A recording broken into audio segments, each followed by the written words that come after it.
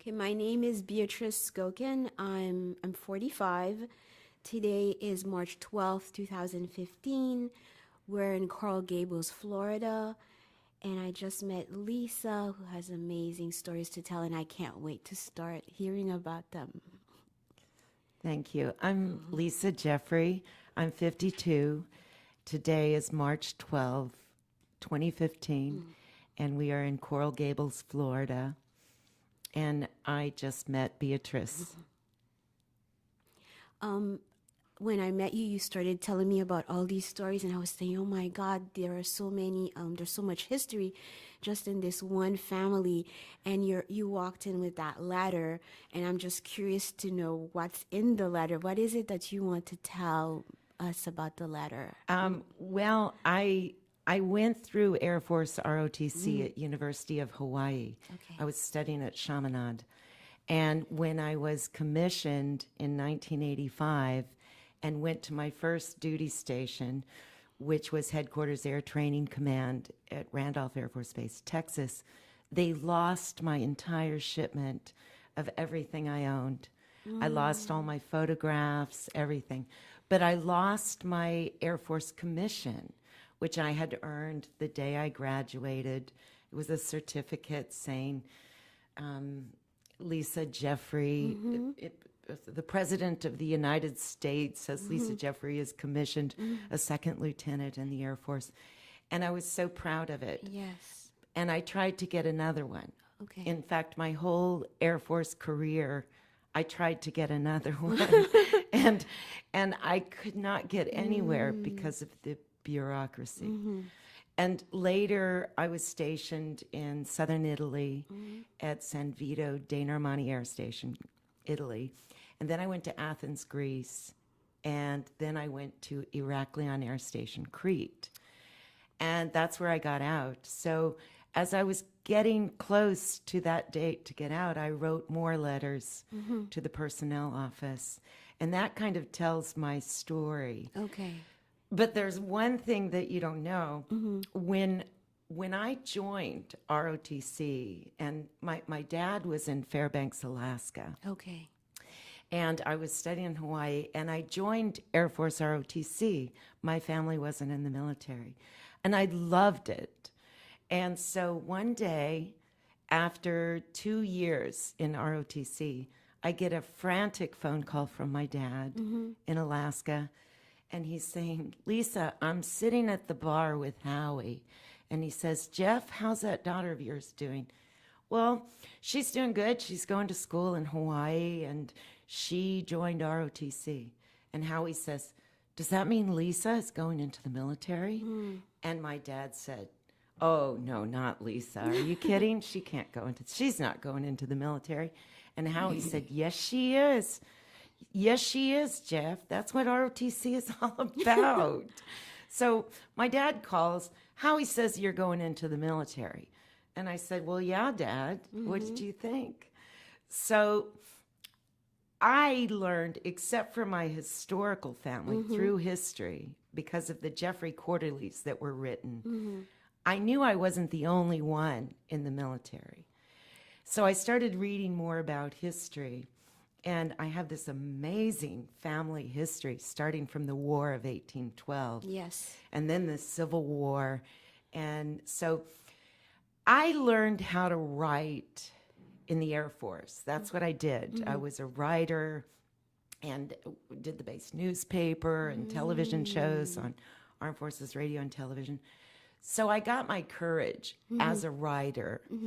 And finally, I wanted that certificate. Yes. So I got a letter from a captain saying, sorry, well, and this was at the Personnel Center in Texas.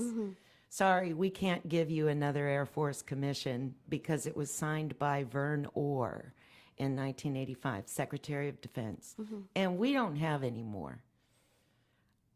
And I went, what? What? So I wrote this letter, and I got the base commander to endorse it. And so I wrote, and this is all official on numbered, letterhead. on letterhead. And it's from Public Affairs, Captain Jeffery. Subject, Air Force Officer Commission Certificate. 2, Department of Personnel, Captain McCain. Number 1, my entire household goods shipment was lost in my first Air Force move from my university to my brand new duty station.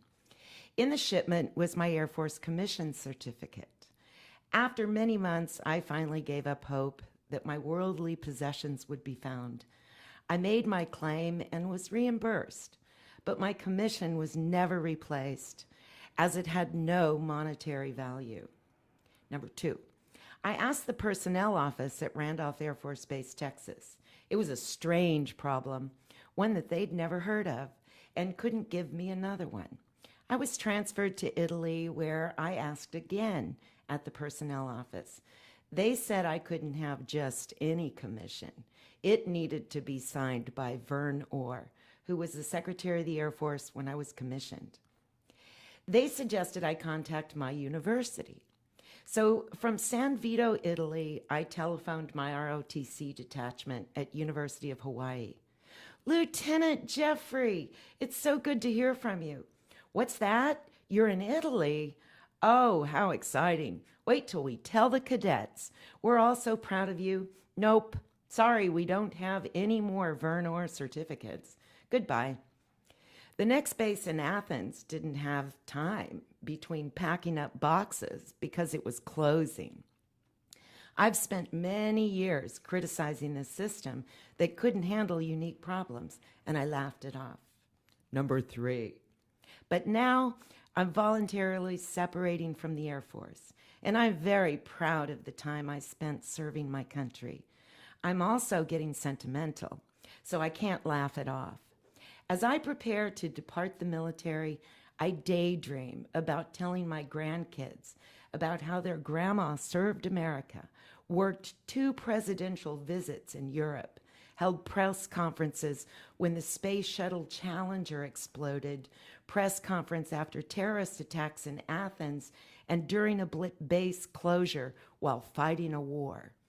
I'd like to show my grandkids how Grandma proudly wore the uniform of an officer of the United States Air Force, and I might even want to send a copy to the archives of the Jeffery Historical Society in Izard County, Arkansas, so they could put it next to the letters of my relatives who fought in the Civil War, and so they could add a new chapter to the epic saga of the American Jeffery family, dating back to when James Jeffery crossed the Atlantic in a boat from England and settled in none other than Izard County in the early 1800s.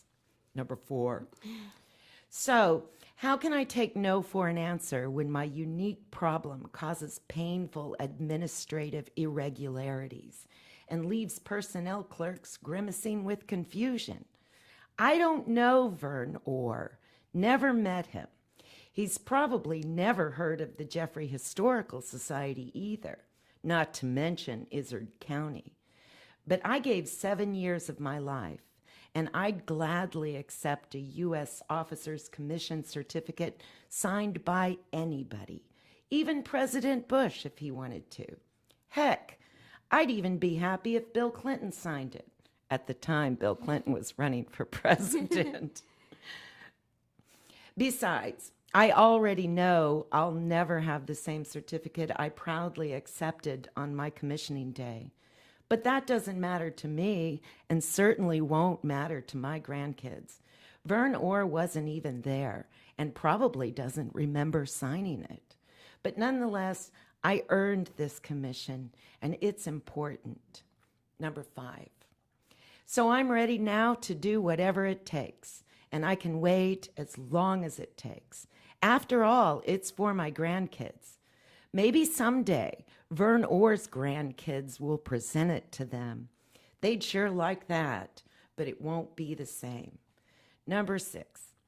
Therefore, Captain McCain, I kindly request your assistance in helping me obtain one of those big, pretty certificates with the E pluribus unum, the mighty, proud, powerful American bald eagle, the glimmering golden Air Force crest, and neatly written words saying the President of the United States of America declares Lisa Cheryl Jeffery was commissioned an officer in the United States Air Force on the proud day of May 19th, 1985.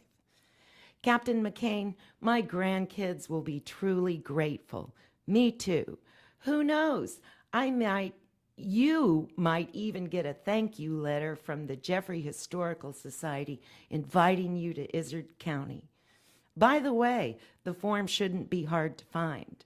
They call it DD Form 1, Air Force. Signed, Lisa Jeffery, Captain, United States Air Force, Chief, Public Affairs.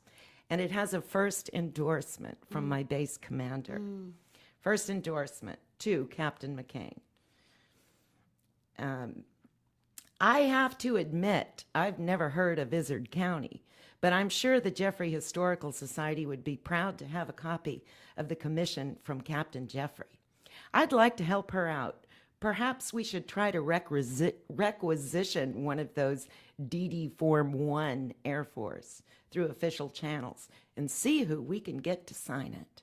Signed, Donald W. Edwards, Colonel, U.S. Air Force, Commander, Heraklion Air Station, Crete.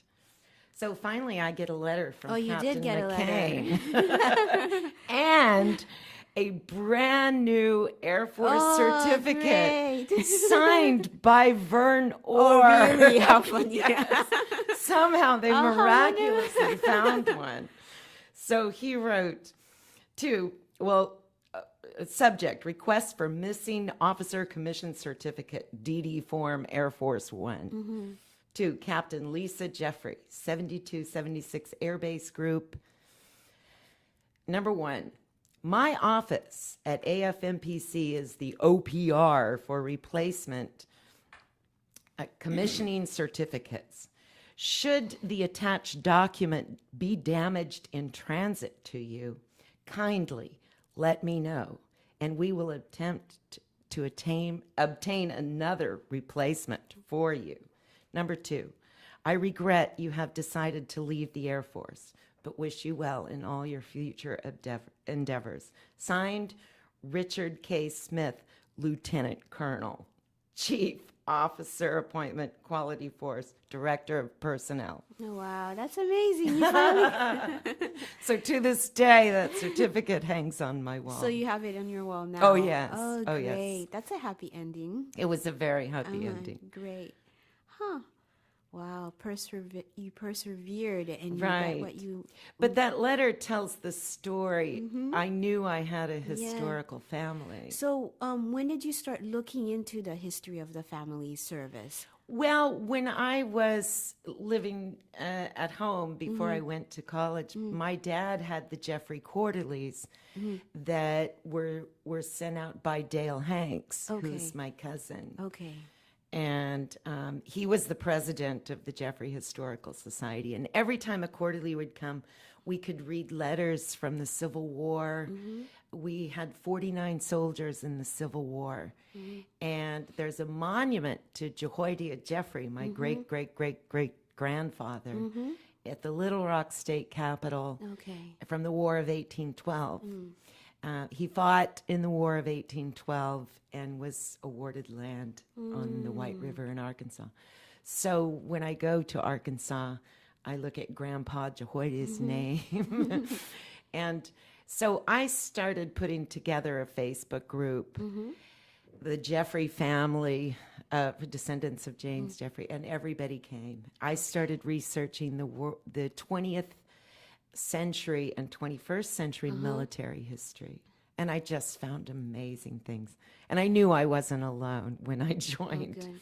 Good. So do they still publish the newsletter? And Dale Hanks stopped. He stopped. But I started a reunion in Arkansas, and everybody came. Okay. And Dale Hanks came, and he's written several books about the Jeffery family, and I guess it's up to me to now continue. Yes, because the Historical Society still exists? Yes, and I'm Okay. the president. Oh, Dale good, said, I'm perfect. tired. So I didn't know that when I wrote the letter. Oh, wow.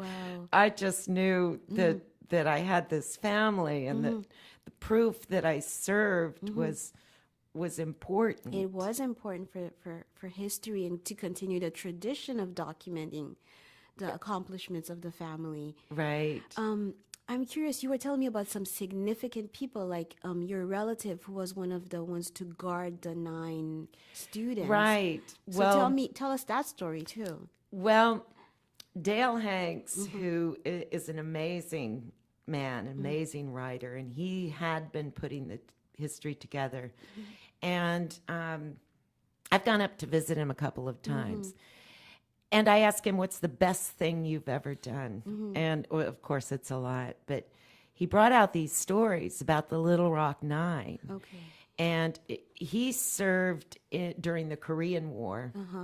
And he was stationed in Germany. But when he came back, he was in the reserve. And he was the lieutenant in charge of the group who walked the Little Rock Nine to school. That's amazing. Yes, he said they made a V to protect the kids, and he got death threats and got followed after that, which is an amazing story. Yes, because you see these people, you see their pictures, but they have their own story to tell out of that experience. Right, right. And so my family loves to tell these stories, and we're collecting it. And we had a Pearl Harbor survivor, a Jeffery, who survived the attack on Pearl Harbor. And we had Arthur Jeffery, Colonel Arthur Jeffery, during World War II, who flew a P-58 Mustang, I think it was. He was the first Allied pilot to shoot down the Jeffery, or the German jet-propelled aircraft. Okay. And then I talked to him. He's still alive. He's in Washington. He's 94. And he told me about that day he shot down that pilot. And so as I'm starting to unravel the story of my history, I'm realizing that letter I wrote to get my commission back Is part of a long tradition. had more significance than I thought. And at the end, maybe this captain or lieutenant colonel will get a letter from the Jeffery Historical He might Society, just- because I'll write it.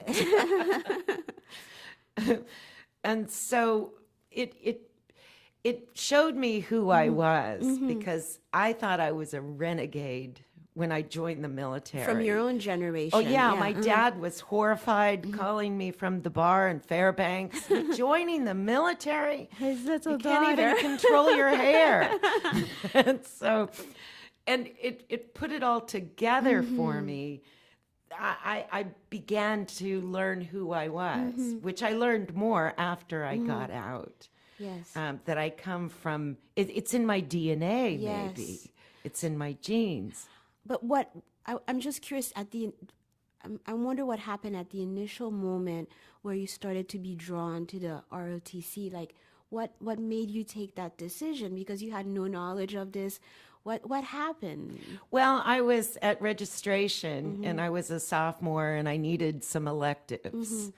And so it was in the gym. You could go around and sign up for your classes. And I saw the Air Force ROTC people there. And I talked to them, and they said, "Oh, yeah, it's only one class." And I just needed one class.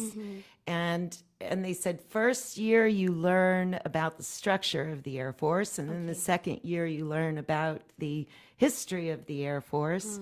And you get to march on Thursdays. And I said, well, okay, I'll sign up. I signed up as an elective. Okay. And then I really liked it. I was like a sponge. I wanted to learn everything I could learn. And I loved the structure of the Air Force. And at the time, it was Cold War. And we had the defense triad. Okay. And I was learning all that structure. And then the history of the Air Force, I got into it. And I loved to march on Thursdays. You did. And my Tuesdays and Thursdays, I got to wear my Air Force uniform. And my major was journalism and speech. And they asked me, well, what do you want to do? And I said, I want to be a journalist and write and do television. They said, that's a public affairs officer. Well, why don't you do the ROTC newsletter for us? We don't have one. So I created a little magazine, and that that went on from there. So they picked me for. I was an experiment. They picked some of us, I think 5 ROTC cadets, to be in the 3rd lieutenant program, if there is such a thing. What was that? It was sort of like an internship to Airman Magazine. So before my senior year, they sent me to Airman Magazine in San Antonio, Texas. Oh, wow. And I got to shadow the great writers of the Air Force. And I got to see what writing stories was about. So as a part of the experiment, then they sent us for our first assignment at headquarters. So I went to Headquarters Air Training Command. Okay. And I worked under seasoned. Where was that? Where's Air Force Training Command? San Antonio, Texas. Okay. Right. And I cried all the way from Hawaii. Why? Because I was going to Texas. You didn't feel like going to Texas? Yeah, no. I had been in Alaska and Hawaii, and those were really cool places.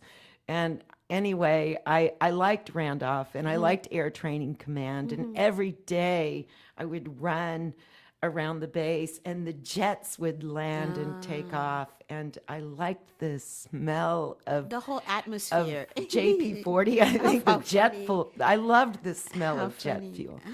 And so then I worked in media relations and creative productions. Wow. So I had so much fun. I just loved what I was doing. So then, as the experiment, instead of being an assistant chief of public affairs, they sent us off to a base to be the chief Wow. of public affairs. So I went to Italy. That And was again, I cried on the because you airplane didn't- all you the didn't way. know. Well, no, I was happy to go to Italy, but I was scared to go so far away from home. But Italy was my second choice afterwards, because when I went to the assignment officer, and his name was Major Hal Smarcola, and this was our career field of public affairs, which was small.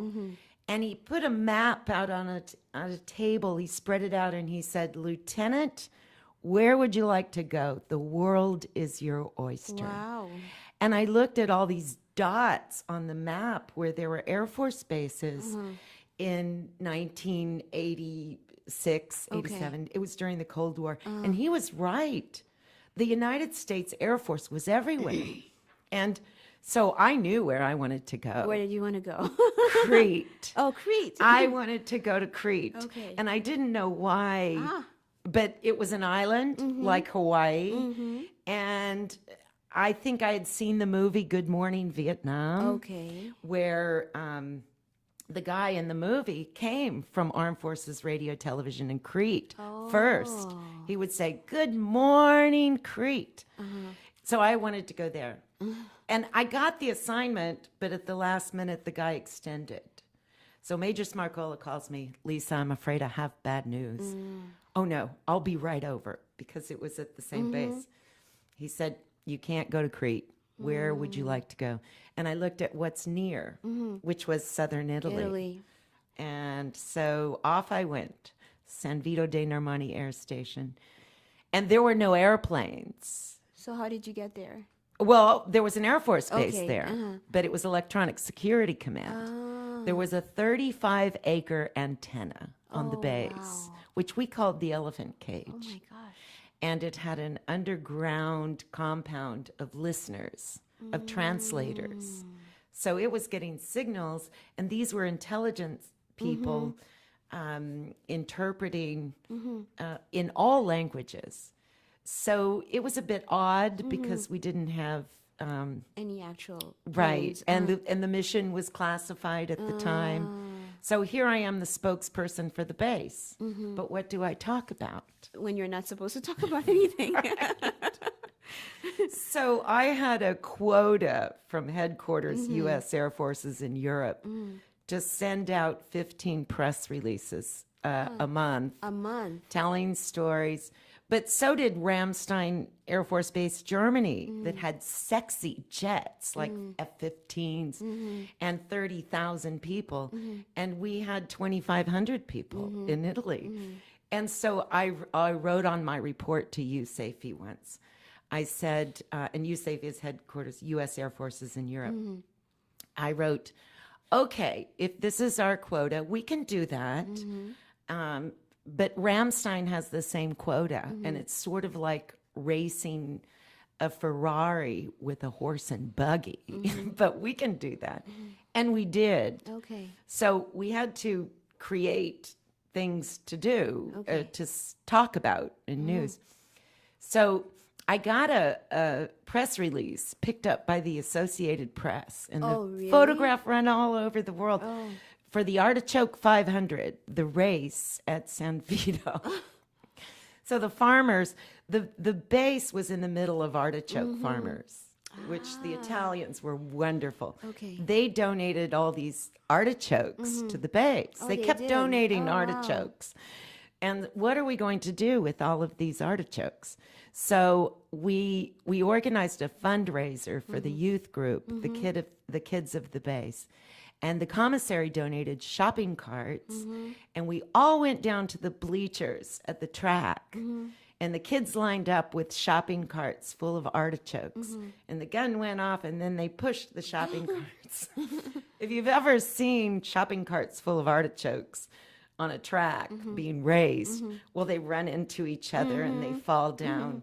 And our photographer took a picture, and we sent it out. It was picked up by the Associated Press. So the readership is not just people within the Air Force. It's a wide readership. Right, right. Because we had to send out press releases to the local media and to the, to the local- American. I see. To media. the local Italian media, too? Right, right. I mean, not always Not for some always. stories. And this was for community relations with the Italians. I see. And I had three parts of my job: community relations, internal information, which was the newspaper and our Armed Forces Radio and Television, and media relations. Okay. So if there was a crash, a disaster, whatever, I was a spokesperson at a press conference.